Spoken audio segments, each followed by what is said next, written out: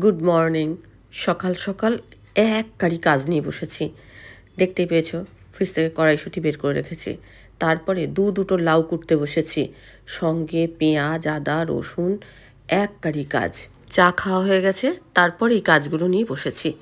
দেখি কাজগুলো করতে কতক্ষণ সময় লাগে। সকাল 7টায় বসেছি, 9:30 বাজে। এই লাউ আরও দেখাচ্ছি কী কী কুটেছি। পেঁয়াজ, রসুন, আদা এগুলো কুটেছি।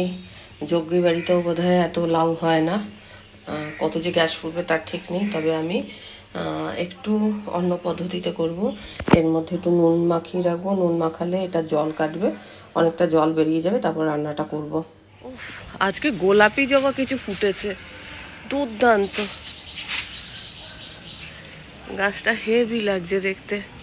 সঙ্গে লাল জবাও ফুটেছে, সাদা একটাই ফুটেছে, কিন্তু লাল জবাটাও ভালোই ফুটেছে। তবে গোলাপি জবার কাছে কিচ্ছু না, দারুণ ফুটেছে। অনেক গোলাপও ফুটেছে আজকে, বেল ফুলও আবার অনেকগুলো ফুটেছে, বেল দিয়েও ফুটেছে অনেকগুলো, তাই না? সবার ড্রাগন গাছে ফুল এসছে জানো, আমাদের আসেনি। সবার দেখছি সবাই ছবি দিচ্ছে ড্রাগন গাছের ফুল, কিন্তু আমাদের কেন ফুল আসছে না? আজকের এই ফুলটা সব থেকে দারুণ, এক জায়গায় এতগুলো। আমি আজকে হয়তো আসতাম না, গাছে জলও দিতাম না, আসতামও না। আমাকে ডেকে নিয়ে এলো ফুল দেখাবার জন্য। এটা দেখার মতোই হয়েছে, এটা সত্যি তাই, খুব ভালো লাগছে। হবে না? হ্যাঁ, প্রত্যেক দিন আমি দেখছি বুধবার দিন প্রচুর ফুল হচ্ছে, বৃহস্পতি দিন কম হচ্ছে। লালটা তো মোটামুটি রোজই হচ্ছে।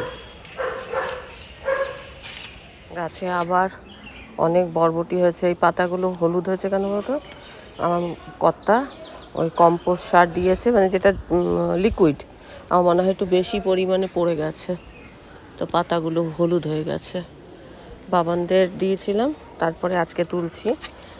ওদের জন্য তুলেছিলাম 17 তারিখ, আর আজকে হচ্ছে 20 তারিখ।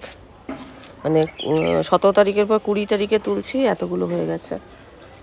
এই গাছটাতেই মানে একটু ফল দেখতে পেলাম, এটা পেকে উঠেছে, না তুললে পেকে উঠছে। এই বরবটিগুলো ভীষণ স্বাদ, ভীষণ স্বাদ।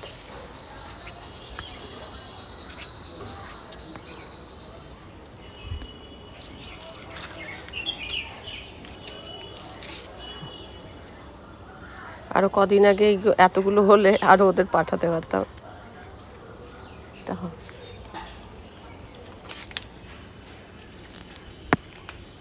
আচ্ছা, ঝুড়ি টুড়ি কিছু আনিনি। এই পাশের গাছেও হয়েছে, পেকে যাবে, ওই জন্য তুলে নিচ্ছি। তাও দু একটা একটু পাকা পাকা মতো হয়ে যাচ্ছে। আর নেই এই গাছটা, মোট এতগুলো হয়েছে। ওদেরও এই এতটা মতো ধরো পাঠিয়েছি, আর আজকে আবার এতটা। এগুলো অনেকটা সাদা দেখতে বরবটিগুলো, একদম সবুজ সবুজ, খুব গাঢ় সবুজ যেগুলো হয় ওরকম না, একটু সাদা সাদা মতো। বোনের গাছের আম ও দিয়েছিল, বাবানদের জন্য পাঠিয়েছিল, তা আমি বললাম যে ওদের জায়গায় হবে না বলে আর পাঠায়নি। তো আমাকেও কিছুটা দিয়েছে এই আমগুলো, আর মুড়ি। এই হচ্ছে আমাদের আজকের ব্রেকফাস্ট। আর ওই গাছে জল দিতে চলে গেছিলাম, আর গাছপালা দেখে এলাম, তো এখন এটাতে একটু নুন মাখিয়ে রাখবো, তো এটা জল কেটে যাবে, তারপরে আমি রান্না করব।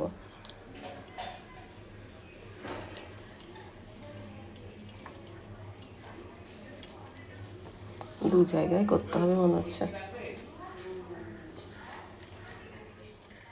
আমের খোসা দেখো আমি কিভাবে ছাড়াচ্ছি, ভেতর থেকে শ্বাসটা বের করে নিয়েছি, দেখলাম এরকমভাবে খুব তাড়াতাড়ি বেরিয়ে যাচ্ছে।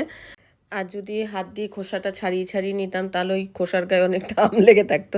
একটু তো নষ্ট করা যাবে দাদা, সিজনের ফল। লাউ মানে কতক্ষণ যে কুটতে লেগেছে কি বলবো। দেখো এগুলো হচ্ছে নায়েকদার গাছের আম, পড়ে ফেটে গেছে, তো সেই আমগুলো পাঠিয়েছে। ভালো আমও পাঠিয়েছে, এখানে ভালো আম রয়েছে। নায়েকদার গাছের আম ভীষণ ভালো, মানে খুব মিষ্টি। তো আমি এইগুলো দিয়ে আমসত্ত্ব বানাবো, আর যেগুলো ভালো সেগুলো তুলে রাখলাম, যেরকম খাওয়ার সেরকম খাবো, কিন্তু এটা স্টোর করা যাবে। আর এদিকে দেখো মুগ ডাল দিয়ে লাউ সেই সকালবেলা কুটেছিলাম, আর এক গাড়ি, মানে আনার কোনো ছিঁড়ি ছত্তর নেই। মনে হবে যেন কত লোক নেমন্তন্ন করে খাওয়াবো, এরকম একটা ব্যাপার। দুদিনে তুমিই তো বললে যে একদিনে লাউটা করো। একদিনে করতে বললাম আমি, আনাই লোক, তুমি তো নাড়ি। আমগুলো ছাড়ানো হয়ে গেছে, এবার আমগুলো এরকম চটকে মাখিয়ে নেব, এর মানে আটিটাকে ছাড়িয়ে নেব। আর এই রে এদিক ওদিক ছিটকে চলে যাচ্ছে। তারপরে এই ছাঁকনির মধ্যে ছেঁকে নেব, এর যে আঁশগুলো আছে এই আঁশগুলো বেরিয়ে যাবে। একটা বাটি টাটি কিছু দাও তো, প্লেট বা এই আটিগুলো রাখবো।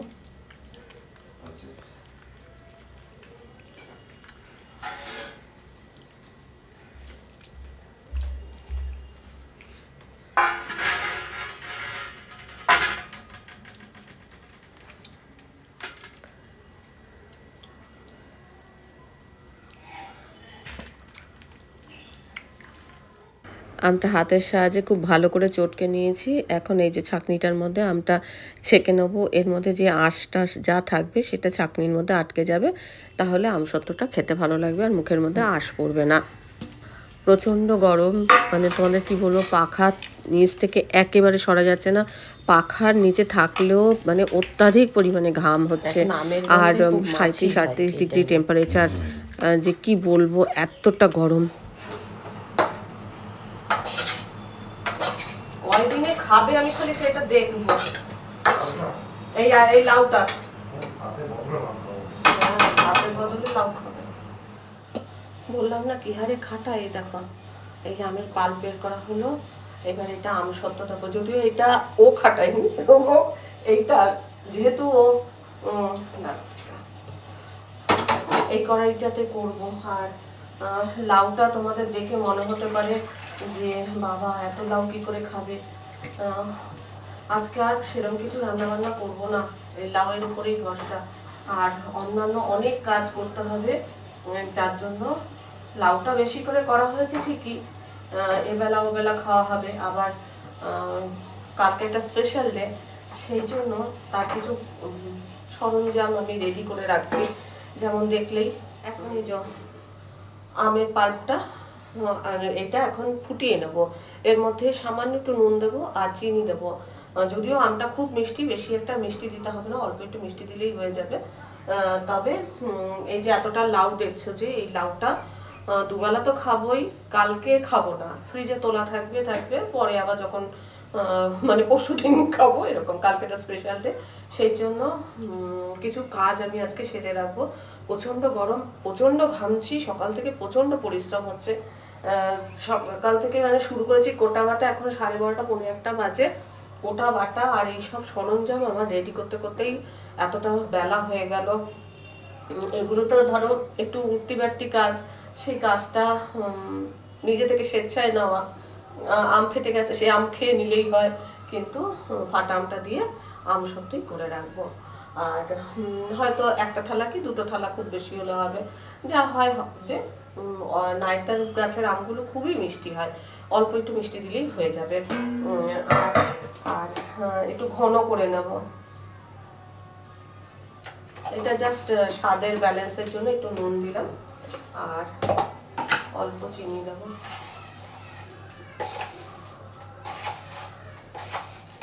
কড়াইশুঁটি সকাল থেকে বের করে রেখেছি, এখনো ওটা পেস্ট করতে পারিনি।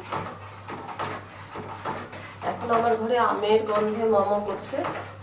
আজকে তো এই লাউটা করব, আর কালকে ঝিঙে পোস্ত করেছিলাম, সেই ঝিঙে পোস্ত খানিকটা রয়েছে, সেই ঝিঙে পোস্ত আর লাউ দিয়ে এবেলাটা খাবো। একটু দরকার পড়ে ওই যে আম আর আমও দিয়েছে নায়কটা, সেই আম নয় খাবো, আর একটু দই নিয়ে নেবো, তো এরকম ভাবে খেয়ে নেবো। এত খাটার পর না আর বেশি কিছু রাখতে ইচ্ছে করছিল না। আমাকে বলছিল মাছের মাথা নিয়ে আসবে, আমি বললাম আমি আর কিচ্ছু করতে পারবো না, মুগ ডাল আছে, আমি ওই চাপিয়ে দিয়ে এইসব মানে যে আমের পাল্প বের করা বলো, তারপরে কোটা টোটা এগুলো সব করলাম। এইটা একটু ধৈর্য ধরে ফোটা, যদি আবার পুড়ে যায় এই খাটনিটা বেকার হয়ে যাবে, সেই জন্য একটু ধৈর্য ধরে এটা একটু ফুটিয়ে এটা ছাদে দিয়ে আসি, তারপরে আমি অন্যান্য কাজ করব। একটু ফুটিয়ে নিয়ে ঘন করে যদি আমসত্ত্বটা দেওয়া হয় না, তাহলে আমসত্ত্বটা অনেকদিন থাকে, প্লাস তাড়াতাড়ি শুকিয়ে যায়। আর যদি ধরো এমনি দিয়ে দিই, এমনিও অনেকে দেয়, তাহলে মানে চড়া রোদ হতে হবে বা পাতলা পাতলা হবে, আর এটা ঘন হয়ে যাবে। আমের যে পাল্পটা সেটা ঘন হয়ে যাবে, অনেকটা ফোটাতে ফোটাতে ঘন হয়ে যায়। তো এইভাবে দিলেই সব থেকে ভালো। এর আগের বছর এই নায়েকদার গাছের এই আম এত দিয়েছিল, সেই মানে ব্যাগ ভরে ভরে, তারপরে কি করেছি আমি খালি আমসত্ত্ব দিয়ে দিয়ে নিয়েছি। তো এই বছর আমের ফলনটা তো খুব ভালো হয়েছে, সবার গাছেই মোটামুটি আম হচ্ছে। আমরা একদিন না দুদিন আম কিনে খেয়েছি, আর বাকি আমার বোনের গাছের আম আজকে সকালবেলা দেখলে ওই অতগুলো আম কাটলাম আমার বোনের গাছে। তারপরে এলো নায়েকদার গাছের আম, তারপরে পাশের বাড়ির রত্না, ও হয়তো ওদের গাছে খুব বেশি হয় না, আর দুটো একটা তাও দেয় গাছের জিনিস। এরকম করে করে মানে মোটামুটি আমার খাওয়া হয়েই যায়। তা এখন মানে এটা ফুটে গেছে, আর আজকে একটু মেঘলা মেঘলা হয়ে আছে, ঘাম হচ্ছে প্রচুর প্রচুর ঘাম হচ্ছে। দেখাই তোমাদের কাছের থেকে, এটা ফুটেছে কিন্তু একটু ঘন করব, ফুটেছে কিন্তু একটু ঘন করে নিতে হবে।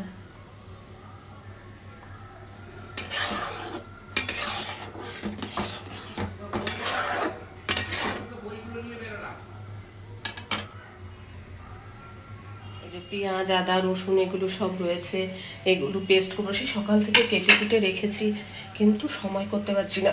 ঠিক আছে, এটা ফুটুক, ফোটার পর আমি দেখাচ্ছি আমসত্ত্বটা কীভাবে দেব। আমার মনে হয় যাদের বাড়িতে গাছ আছে তারা এরমভাবেই আমসত্ত্ব দেয়, বা যদি আমার নিয়ম ভুল হয় তারাও বলতে পারে কিভাবে তারা আমসত্ত্ব দেয়। তো তাদের থেকেও হয়তো যদি কোনো ইজি টেকনিক থাকে সেই টেকনিক শেখাতে পারো।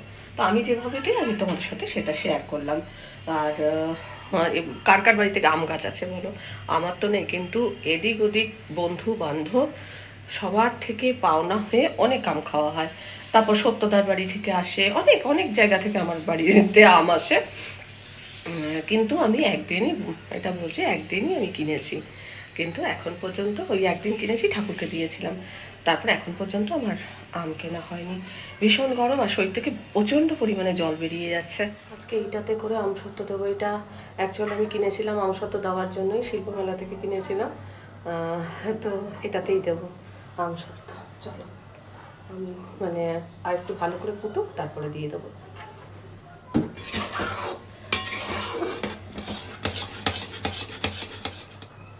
এই থালাটাও রেডি করে রাখি।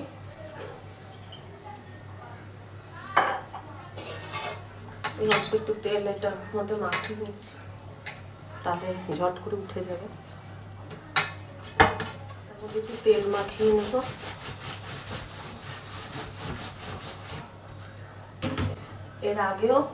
এর আগেও আমি একবার ওইটার মধ্যে আমসত্ত্ব দিয়েছিলাম। এগুলোতে দিলে চাটাই মতো, তো এবার কি হয়, এটার মধ্যে ফাঁক ফাঁক থাকে না, রসটা যদি সেরকম বেরোনোর হয় বেরিয়ে যাবে।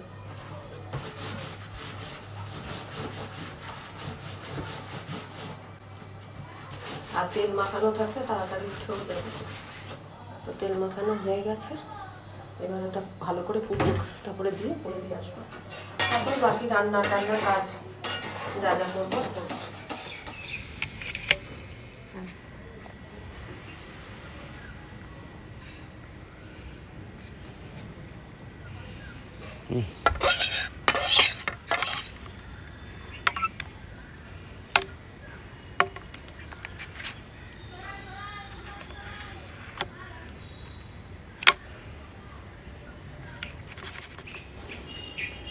আর একটু এইটার মধ্যে দিয়ে দিলাম, তাহলে পাতলা হয়ে যাবে।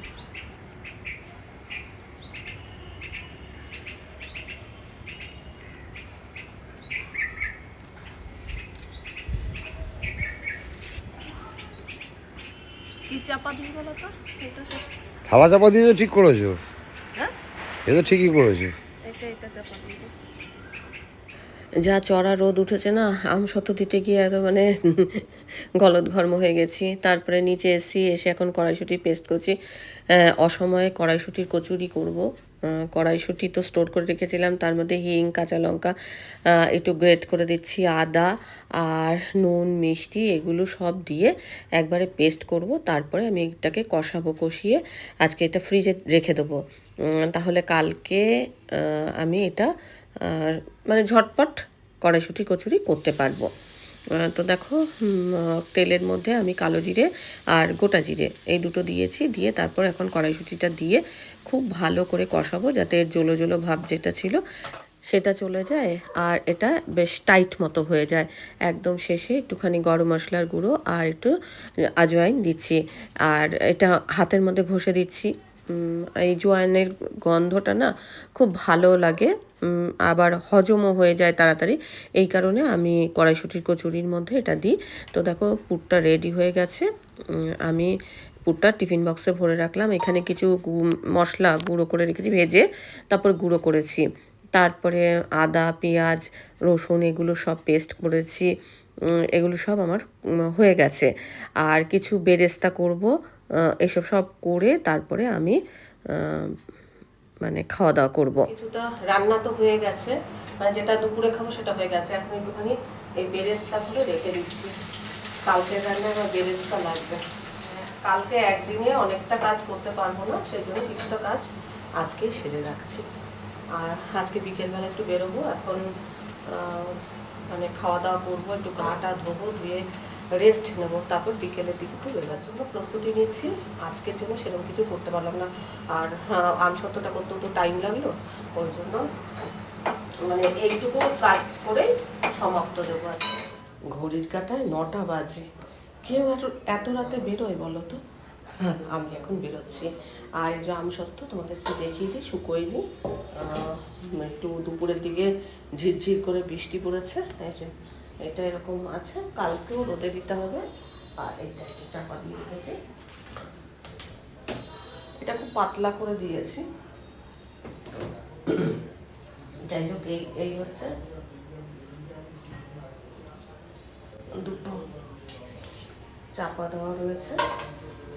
আর এখন বেরোবো আমার কর্তার জন্মদিনের গিফট কিনতে।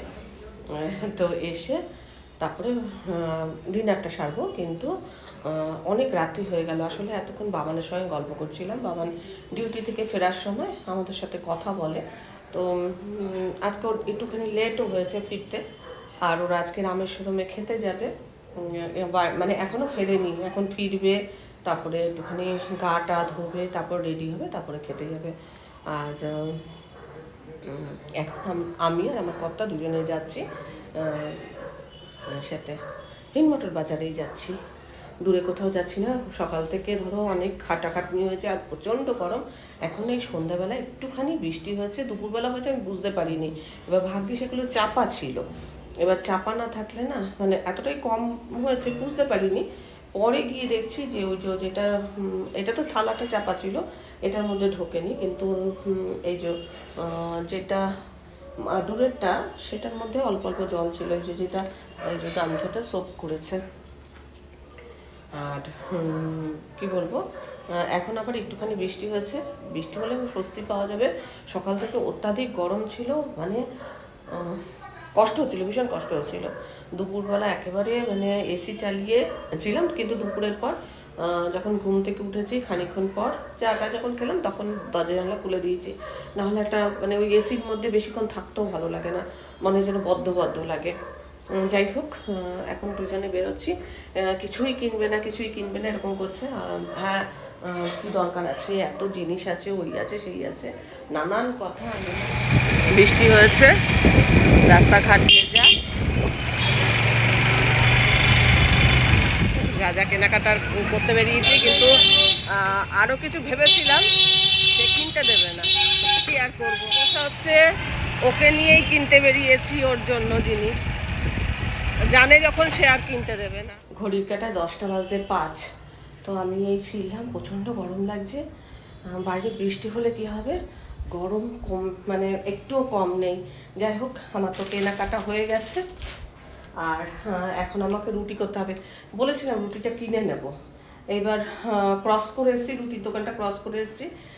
তারপরে ভাবলাম যে আমাদের এখানে যে বসে তার কাছ থেকে নেবো। আমার তারটাও দেখলাম বন্ধ। তো আমার কথা হলো থাক, রুটি করেই নো। আর ইচ্ছা করছে না, আজকে অনেক খাটুনি হয়েছে বলে ইচ্ছা করছে না, কিন্তু কি আর করবো। আর সকালে যে লাউয়ের তরকারি করেছিলাম, তোলাও রয়েছে কিছুটা, আর এখানে রয়েছে। এই এত বড় জায়গায় বুঝতে পারলে কতটা লাউ হয়েছে। দুপুরবেলা বলছে লাউ, পেট ভরে লাউ খাবো। হ্যাঁ, তো যাই হোক, অনেকটাই লাউ হয়েছিল, তার মধ্যে কিছুটা তুলে রেখেছি আর কিছুটা রয়েছে। এখন রুটির সাথে খাওয়া হবে। আর এরই সঙ্গে ব্লগটা শেষ করছি। ব্লগটা দেখে ভালো লাগলে অবশ্যই একটা লাইক দিও, প্রচুর প্রচুর শেয়ার করো। আমার চ্যানেলটা ভালো লাগলে অবশ্যই সাবস্ক্রাইব করে আমার পাশে থেকো। আজকের পর্বটা আমি এখানেই শেষ করছি। দেখা হবে নতুন একটা পর্ব নিয়ে, নতুন কিছু নিয়ে। ততক্ষণের জন্য টাটা। আর কালকের ব্লগ কিন্তু অবশ্যই অবশ্যই দেখবে।